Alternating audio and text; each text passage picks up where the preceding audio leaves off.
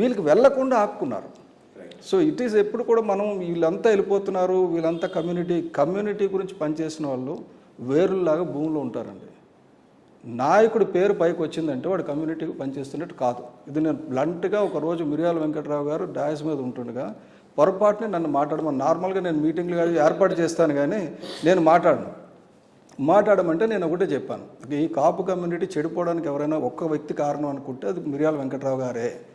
ఎందుకంటే ఒక వ్యక్తి అని కనపడగానే చీఫ్ మినిస్టర్ ఏం చేస్తాడు, ఆ వ్యక్తిని టార్గెట్ చేస్తాడు, వాళ్ళ కుటుంబాన్ని టార్గెట్ చేస్తాడు. అయ్యా నీ కొడుకు పొజిషన్ ఆపేస్తావు, నువ్వు ఇబ్బంది పెట్టొద్దు, నువ్వు సరెండర్ అవ్వు అంటాడు. అసలు ఎవడో తెలియదు అనుకోండి. ఇదే మిర్యాల వెంకట్రావు వెళ్ళి ఆ కోట్ల విజయభాస్కర్ రెడ్డి గారితో సార్ మా వాళ్ళు ఒప్పుకోవడం లేదని చెప్పాలి. ఒప్పుకోవడం లేదని చెప్పకుండా నేను మిర్యాల వెంకట్రావు కాపునాడు కార్పొరేట్ చైర్మన్ అనగానే, కాపునాడు చైర్మన్ అనగానే మీ మీద ప్రెషర్ పడుతుంది. మీకు ఈరోజు రెడ్డినాడు చైర్మన్ ఎవరో తెలుసా, కమ్మ సంఘం చైర్మన్ ఎవరో తెలుసా? కాబట్టి ఆ రూల్ చేశారు. క్షత్రియ సంఘం చైర్మన్ కూడా మీకు తెలియదు. వాళ్ళు పని చేస్తారు. వీళ్ళు ఏంటంటే పేరు ఎప్పుడైతే పెట్టుకుంటారో మాల మహానాడు, మాదిగ మహానాడు, కాపునాడు, వీళ్ళందరూ చైర్మన్లు పైకి తెలుసు. వాళ్ళకు అధికారంలోకి రారు. అధికారంలోకి రావాలంటే మిర్యాల వెంకట్రావు గారు ఒకసారి చెప్పారు, నేను కాపునాడు అనేది రిజిస్టర్ చేశాను కమ్యూనిటీని గ్యాదర్ చేయడానికి, కొద్దిగా గ్యాదర్ అయిన తర్వాత దీన్ని కట్ చేసేసి ప్రజానాడు అని ఇంకోటి రిజిస్టర్ చేసి పెట్టుకున్నాను, దాన్నే ముందుకు తీసుకెళ్తామని. అందులోంచి వచ్చిందే ప్రజారాజ్యం. ప్రజానాడు అనేది ప్రజారాజ్యానికి మూలం.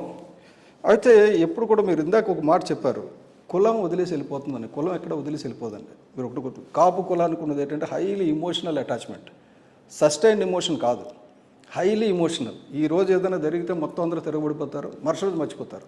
మరుసటి రోజు రెడ్డి గారి దగ్గర కొంతమంది పారిపోతారు, ఈ చౌదరి గారి దగ్గర కొంతమంది పారిపోతారు, కొంతమంది రాజుగారి దగ్గరికి వెళ్ళిపోతారు. కాబట్టి ఈ కమ్యూనిటీ ఎటువంటిదంటే కమ్యూనిటీ పర్సే అడుగుతుంది అనేది మీడియా సృష్టి.